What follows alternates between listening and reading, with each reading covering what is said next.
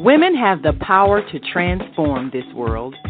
We can end crime and violence if we all agree to do one thing: share. Let's share our wisdom, share our time, share our talents, share our finances, but most of all, let's share our love. This is the Female Solution.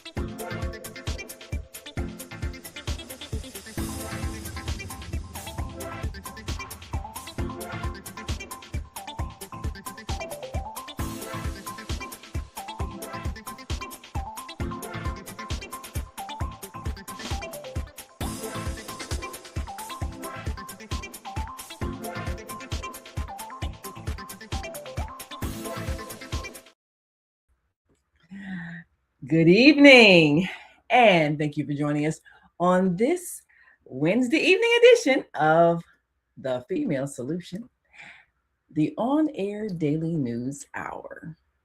We bring you that news that has been in the news, those things that we've talked about that have made a difference, but we especially aspire to inspire, because there have been things that have been talked about widely and some things that have perhaps upset you a bit, and then some things that have made you think.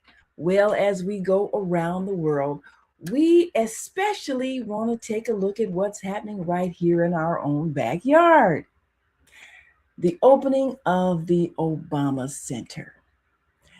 Now, this is something that we reported on in the on-air daily news. And today I'm wearing my special hat from the, this is a memento from being in Washington, D.C. during the Obama years, having an opportunity to cover not only the White House, but also the arrivals of the presidents on Air Force One, and even be part of the presidential motorcades during the Biden administration, as well as we had a positive relationship with those who were in the White House and those who were making policies that many people felt were bringing us to a point of harmony in our nation. So the opening of the Obama Center, which was a widely celebrated event, not just in Chicago, but across the nation and even across the world, because it brought some people across the world to help celebrate with us. And one of the things that was most touching, there was one interview with a young lady who came from Africa and remembered how she had worked in the Obama campaign. Well, many of us did. Many of us were part of that phone banking operation. We were part of the door knocking operation and the voter registration operation, because we believed that this was a time when the nation was about to change. We believed in the change, and we were excited to see the opening of the Obama Center. Well, on the on-air daily news, we have on our front homepage the opening of the Obama Center. And we had a chance to be a part of the beginnings of that center as we extensively covered the inside. And you can go to onair.dailynews.com and witness some of the insights and inside presentations of the center.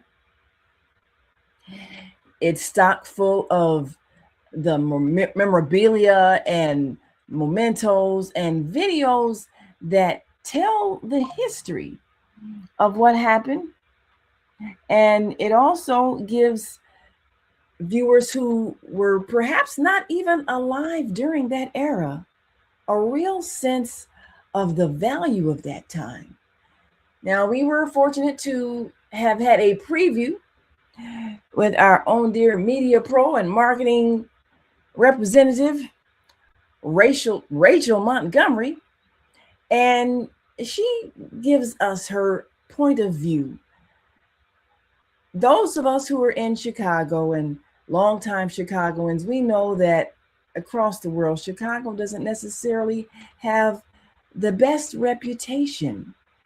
And so bringing this edifice to the South Side, it can possibly have an impact on our image globally as a tourist site, but also as a site where that South Side, which is predominantly African American, can also receive some of those tourist dollars as people spend money in local restaurants or go sightseeing and get a chance to feel the flavor of the South Side of Chicago.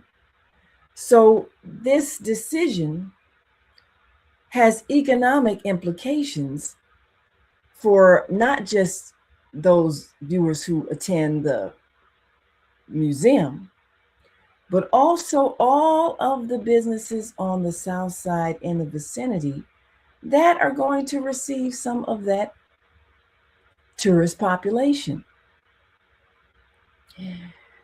We remember back when the Obama Center was first opening, and we did the story of Leon's Barbecue that had a revitalization, realizing there's going to be in that Jackson Park area where the Obama Center was to be located, and maybe receiving some of the visitations, especially when the story came out that actor Denzel Washington had come to Chicago and was looking for Leon's Barbecue. It had temporarily closed down and he was disappointed. Well, that story, it somehow brought all kinds of speculation when Leon's Barbecue opened, owned by, of course, the legendary Reverend Leon Finney Jr., who was a media mogul himself, and his media company that was often highlighting things that you didn't always hear about going on across Chicago. So when he announced his grand opening of his barbecue shop, people were rushing there hoping to see Denzel Washington and all of that. But Chicago is a place that attracts celebrities. And the opening of the center was definitely a star-studded event. So we're going to come back and give you a little bit of insight about that opening. And here's some words from Rachel Montgomery as she reflects on what this center may mean to the residents of Chicago. So we'll be right back to talk about the opening of the Obama Center. We'll be right back after this break, so stick and stay as we greet our global audience watching from all around the world. We are global transformers, changing the world from the way it is to the way it should be. We are one. Wherever we live on this earth, we are one human family. On behalf of our team of radio hosts, I'd like to extend a greeting to all the members of our family, whenever and wherever you may be listening around the world. To our family in China, Ni Hao. In India, Namaste. In Japan, Konnichiwa. In Korea, Annyeonghaseyo. In Russia, Здравствуйте. In Germany, Guten Tag. In Poland, Dzień dobry. In France, Bonjour. In Spain, Hola. In Italy, Ciao. In Egypt, Ahlan wa sahlan. In Ghana, Akwaba. In Nigeria, Peleo. In South Africa, Sawubona. In Senegal, Nangadef. In Kenya, Jambo. In Israel, Shalom. In Pakistan, Afghanistan, Palestine, and Saudi Arabia, Assalamu alaikum. Greetings, and may peace be upon you all. Join us live on the on-air radio network called 727-731-5192. We want to talk to you.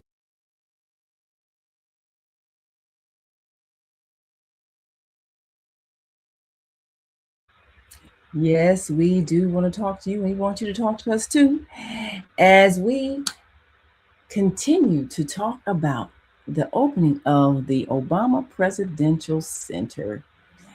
And here's a few words from Rachel Montgomery as we get a preview of that opening and all of the things that it's going to offer to the public in terms of the history of this historic presidency and the groundbreaking work that the Obamas did as a family in Washington. And of course, again, wearing my commemorative hat of my visits to the White House and participation in the media, the presidential motorcades, carrying the media along with the president, vice president, and even First Lady Jill Biden. We had a chance to experience the White House under President Obama, and we had a chance to experience the flavor that the Obamas brought. But let's listen to what Rachel Montgomery says about her expectations of the grand opening and what will it attract to Chicago. So I'm here with Rachel Montgomery,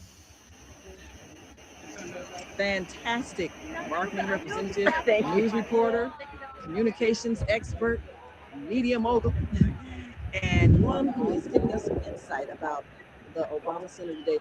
What would you hope happens as a result of the opening of this edifice? I'm hoping that the facade of Chicago being so criminal and so dark and so mysterious and all this, the bad juju can come off of Chicago. The perception that we're not in control, and according to Obama, it's a horrible project and it's not worth the money. It really is. It is inspiring. It is something that, from a tourist point of view, gives more grounding to what we have here in Chicago other than food and sports team. I like the fact that this campus also includes the Chicago Public Library. Anything that's a connection to education and inspiration for our kids is vital, and I think that's what it's going to bring. Also, the fact that we're also talking about living healthy and putting a focus on physical, mental, spiritual health, I think is awesome. In today's environment, we need that inspiration. I think that for a couple of bucks and a couple of hours, you can get all that here at the Obama Center. So come on down.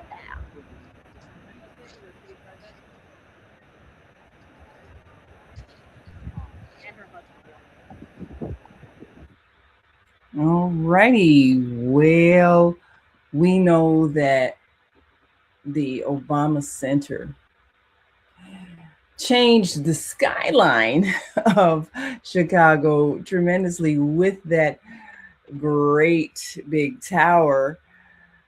But in addition to its changing the skyline view, it also brought some awareness of some of the things that Mrs. Obama was very much in support of, and that is bringing health to our lifestyle.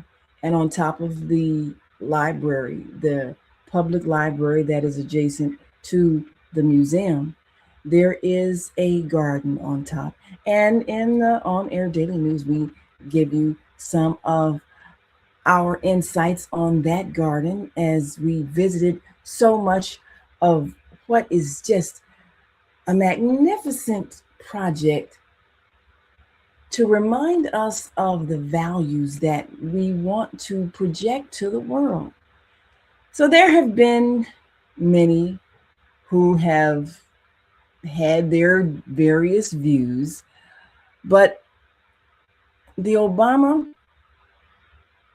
Center represents more than just the Obama's presidency. It does represent values that need to be shared by humanity, a civility that we need to have with each other, and a respect that unfortunately has lately been missing from the political arena.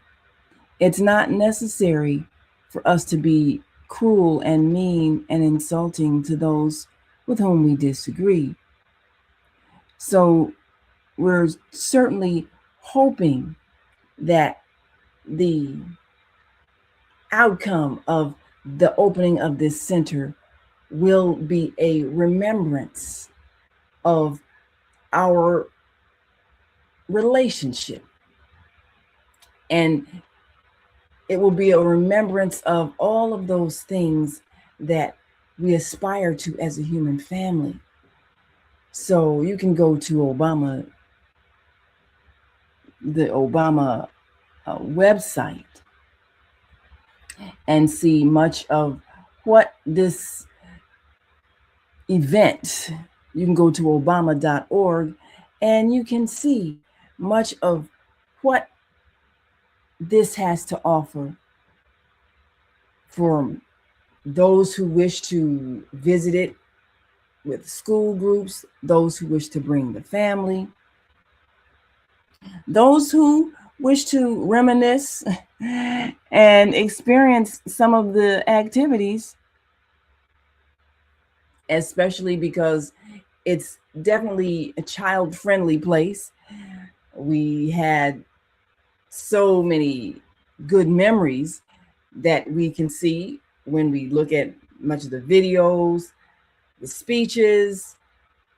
You can see a lot of the insights of the political activities that were going on during that era and the relationships that were built. So we encourage people to visit, and a lot of programs that are offered.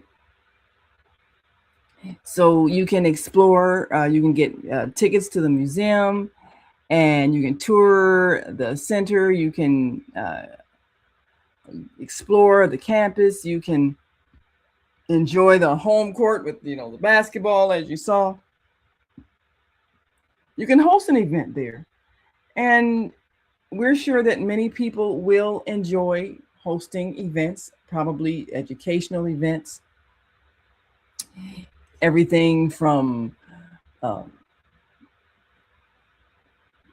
schools to community organizations, and things that will help us feel safe in Chicago.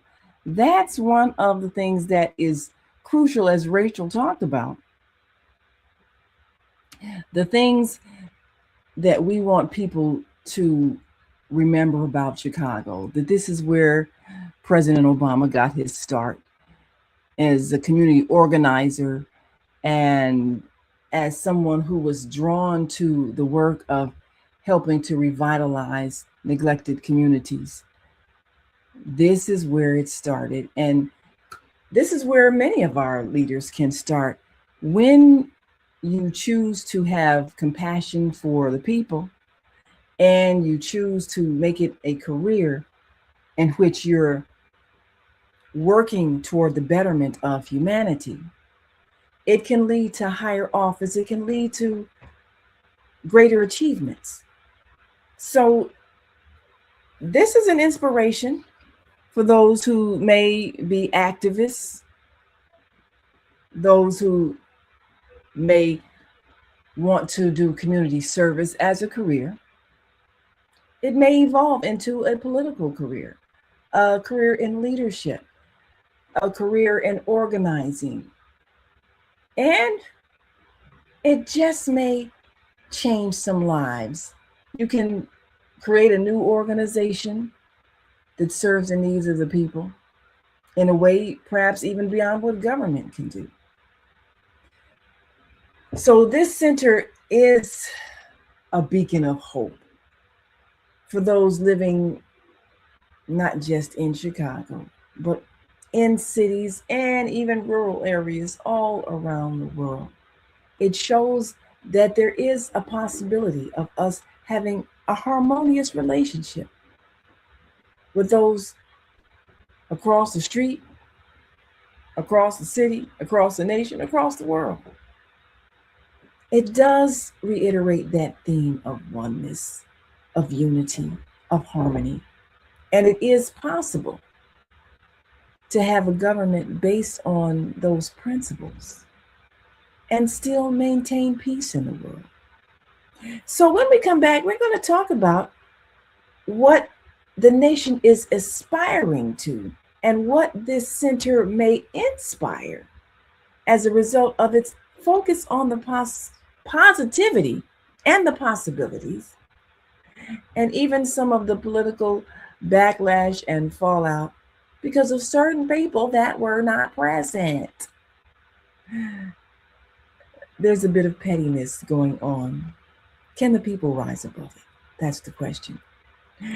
We'll be right back after this quick break. We want you to stick and stay. Don't stray away.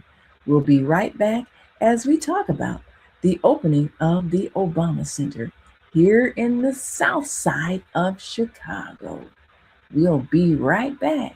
So just stay with us.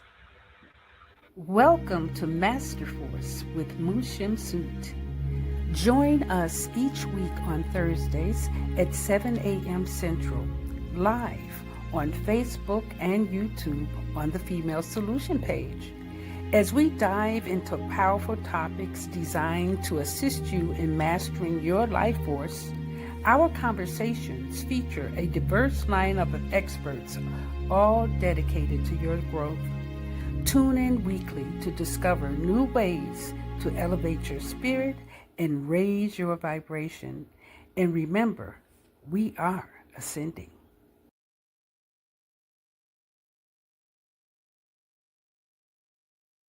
Yes, we are ascending. Tune in tomorrow morning for Master Force with Mushim Singh. We are ascending into a higher consciousness. We are evolving into people who are choosing a better way to relate to each other. And every time we make that choice, we see a change in the world around us. So, this is another change that we're experiencing, the opening of the Obama Center.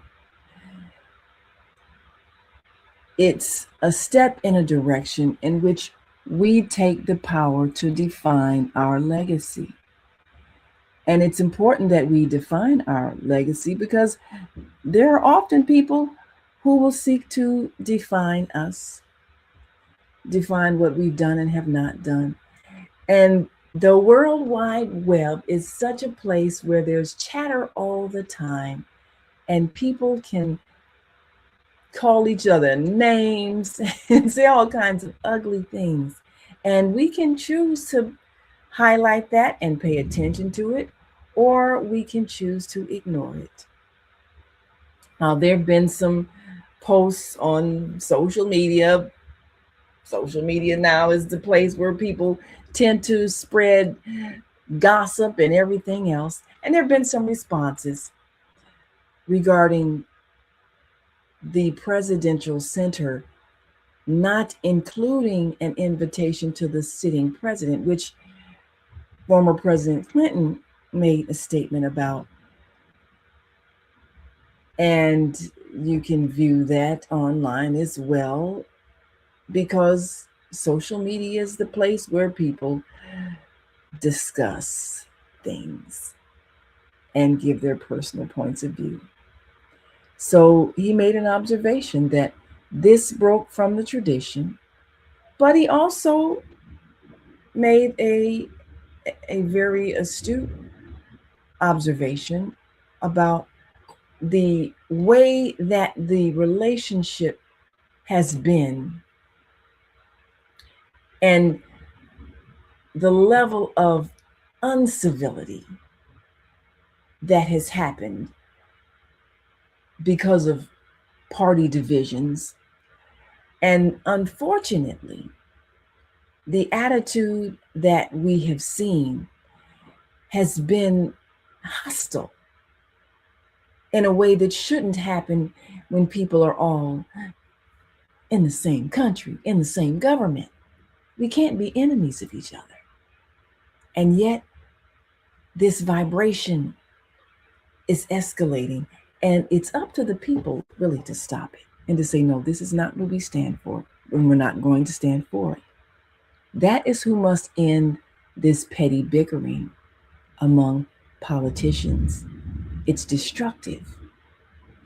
And in order to keep things positive, it was seen as necessary not to bring in a negative element, even though tradition is that you always bring in your sitting president to help congratulate you in the opening of your presidential center.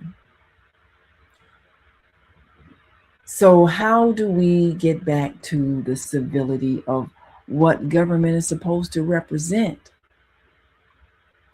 Well, if you look at some of the things that the Obama Center has brought and some of the things that it has introduced in terms of a philosophy and a way of living, we've seen that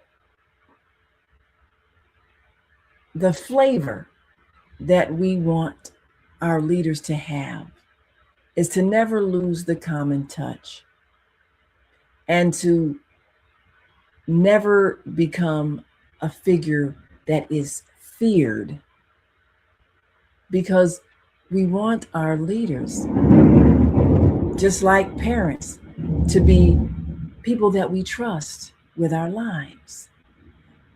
And so these images make a difference. Being with children, being with seniors, being with elderly. This is important.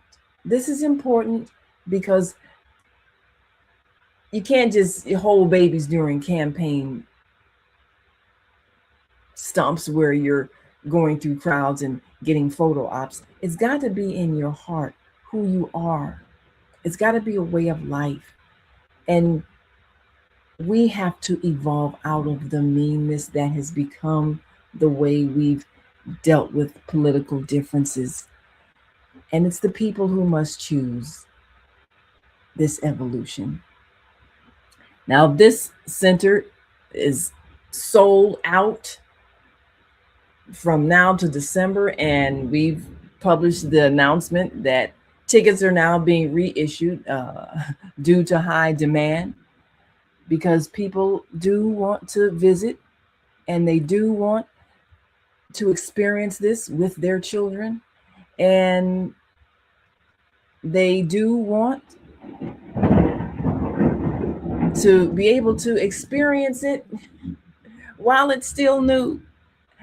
So the demand is there, and there will be opportunities to come this year, even though tickets were sold out up until December.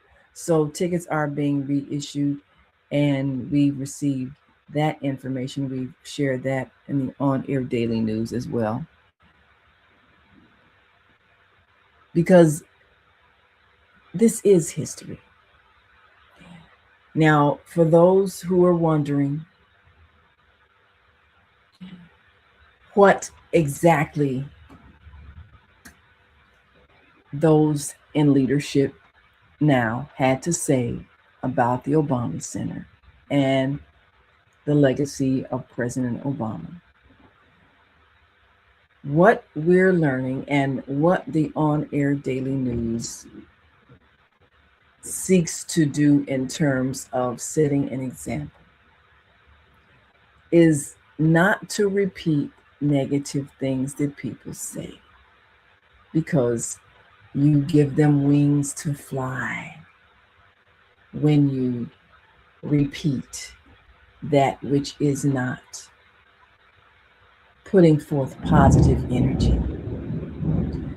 So our reporting has always been to make sure that we highlight the best in people, and we highlight the progress, we highlight the activities that can make a positive difference, and that people can feel a sense of hope for the future. Not just hope, but belief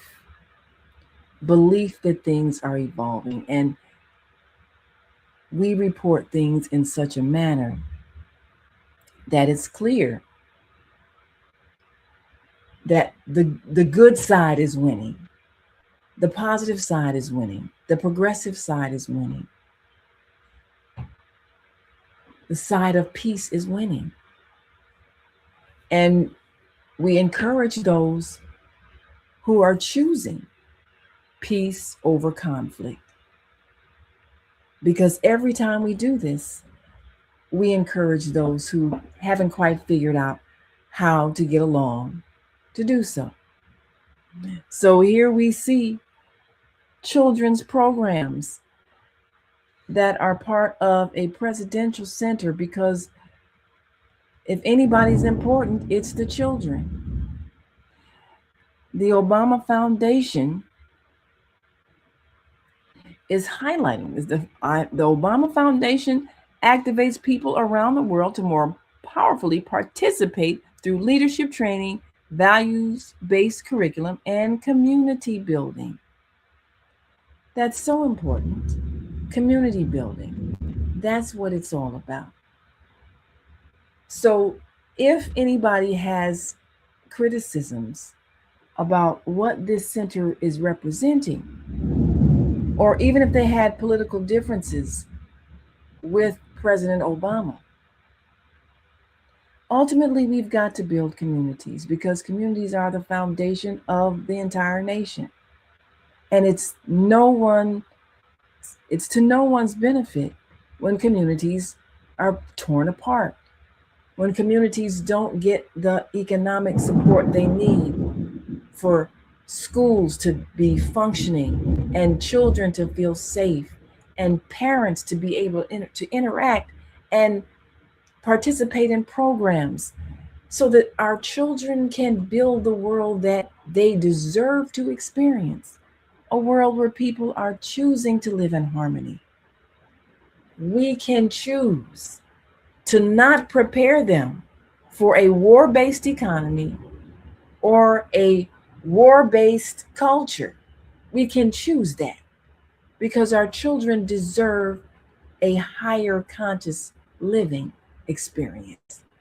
That means learning how to play together when they're children, learning how to have fun, learning how to make friends with children who look different than them, learning how to speak the languages spoken by children who might be from another place, learning how to accept people who are different, realizing that we're at the core all the same.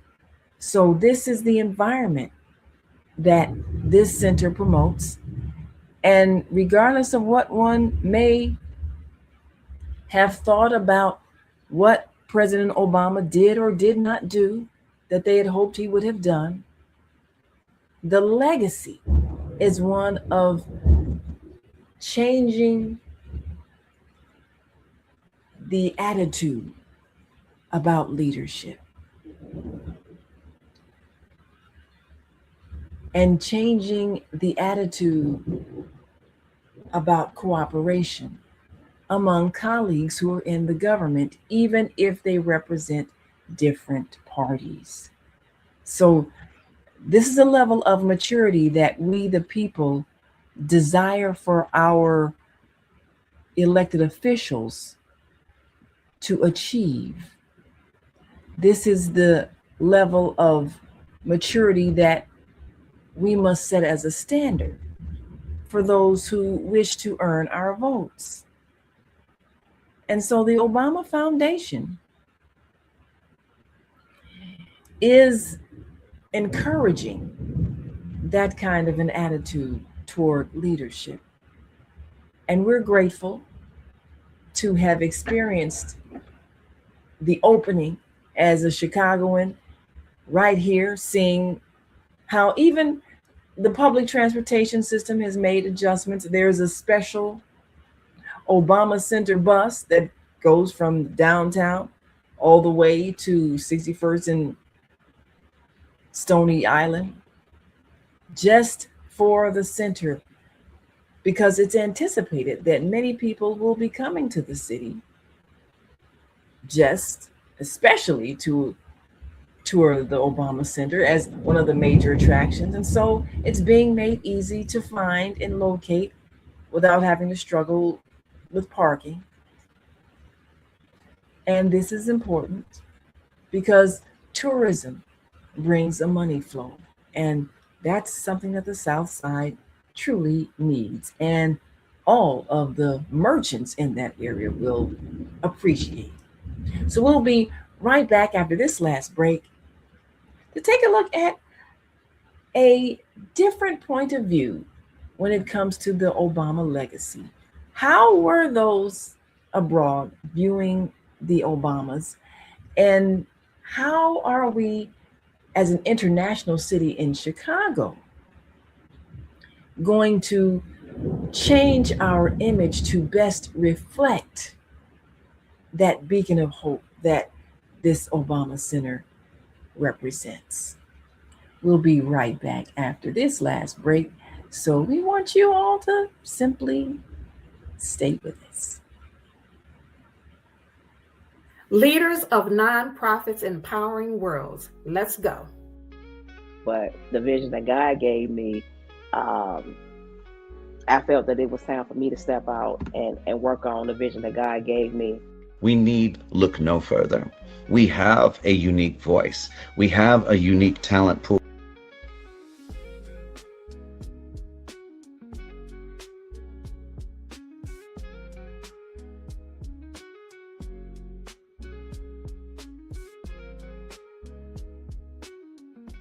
When you see Black children misbehaving in public, being loud, disrespectful, and destructive, do you think to yourself, what they need is a good beating? That's what's wrong with these parents. They don't know how to discipline their children. Were you disciplined in that way? And did your parents also call you stupid, ignorant, and lazy? That's the way you break a slave. You terrorize them with constant fear of painful punishment. You teach them they're powerless to speak up, and you insult them so they feel like nothing. We were broken by parents who were broken, by parents who were broken. It's time to end the cycle of brokenness and bring healing to ourselves and our communities by using knowledge, respect, and love. We'll show you how. I'm Naimah Latif. Get the book Slavery, the African American Psychic Trauma. On sale now. Go to www.naimalatif.com. Peace and love. I'm Michelle Renee, host of Education Nation, live on the Female Solution Global Network every second and fourth Sunday from 12 p.m. to 1 p.m. The intention of Education Nation is to raise awareness about the literacy crisis and to offer information to combat the problem.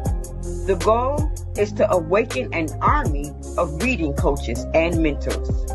You will experience guests who are doing their part in the community to ensure youth in their circles are reading and thinking critically.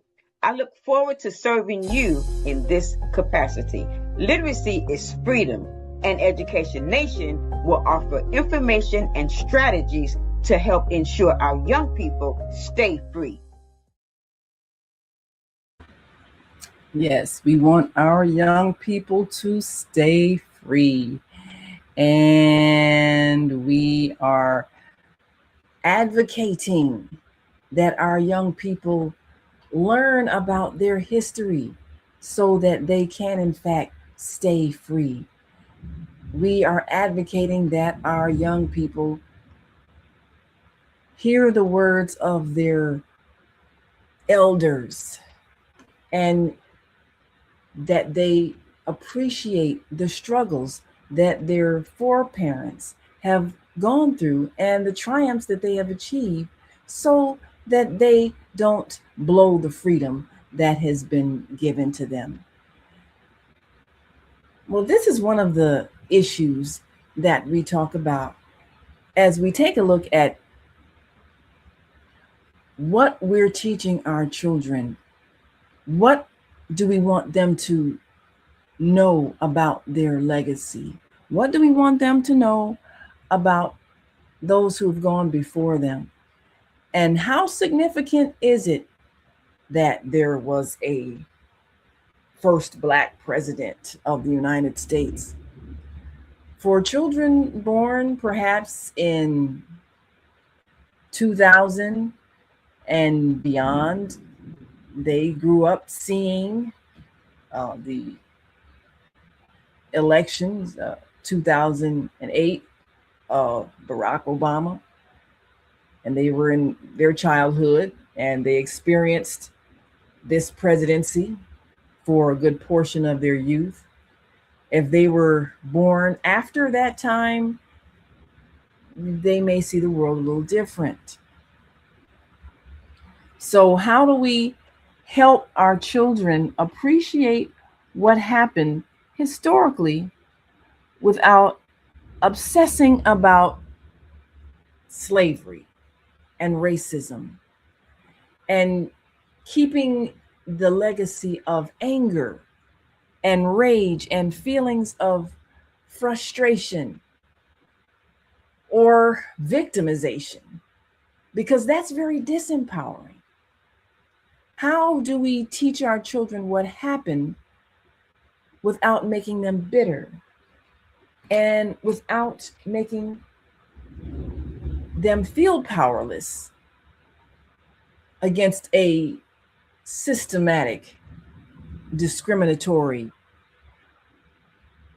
place of exclusion sometimes? We want them to feel empowered. We want them to feel that there are no limitations in their aspirations. There was a time when the idea of an African American being president was laughed at, scoffed at, dismissed. When Shirley Chisholm ran, people made jokes about it, even though she did wield a very powerful voice. And when Reverend Jesse Jackson ran, him coming from a civil rights leadership, not the traditional politician, law practice, working his way up from city alderman or that sort of thing, but already coming from a position of global recognition and international leadership, but coming out of the religious tradition. And many of our elected officials did, because it's figured if you can organize a church, you can organize a city, maybe you can organize a state, maybe you can organize a nation. So culturally, African American leadership has come out of the church. But with President Obama, he came out of community organizing. And then he went back and got a law degree and came through what you might consider traditional ranks of working his way up from state government. And yet there has to be an understanding of what happened before that time. What happened that made it possible for those who ascended to leadership to be able to do so based on the fact that there are those who paved the way ahead of them. And we know this because those of us who are the baby boomers remember the struggles, and we remember that there were lives lost in the process. So, how do we teach this to our children without making them angry and bitter, and yet helping them to experience a sense of achievement based on what they realize as progress made from struggle? And so, if they are taught what has happened ahead of time, then perhaps they can appreciate what truly Barack Obama's achievement represented. So, in the on-air daily news, we've reported on a number of activities held at the Rainbow Push headquarters here in Chicago. Always a place of learning, always a place of education, and remembering those before us who have paved the way. And there is a story in which we are reminding people of the times in which we were not so very well treated across the nation, and the fight that had to be waged to gain respect. And sometimes that fight still exists. So, former Congressman Jesse Jackson Jr. often gives history lessons. He started out, even before he ran for Congress, doing political education classes at the Push National Headquarters, especially for those who may have been young first-time voters and they didn't really know that the right to vote came with a price that was paid by their foreparents, and fighting for dignity, fighting for respect.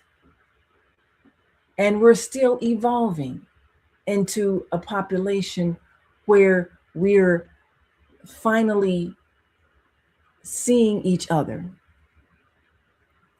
as human beings, brothers and sisters, part of one human family, able to get along because we all have one purpose, and that's for the well-being of all of us.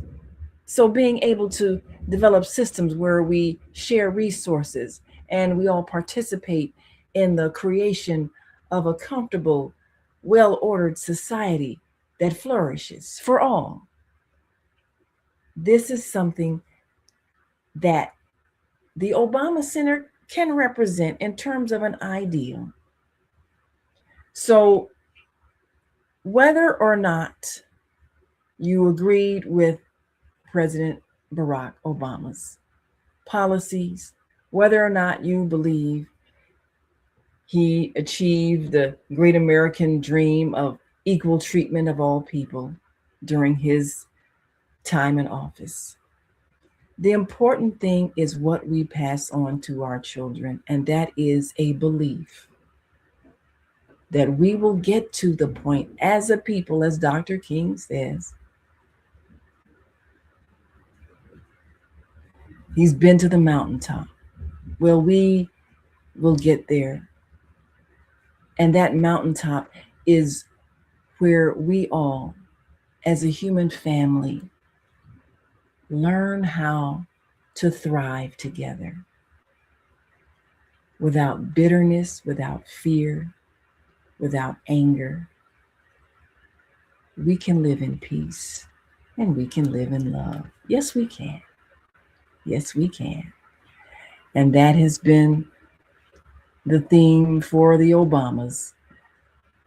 Yes, we can. And so we will.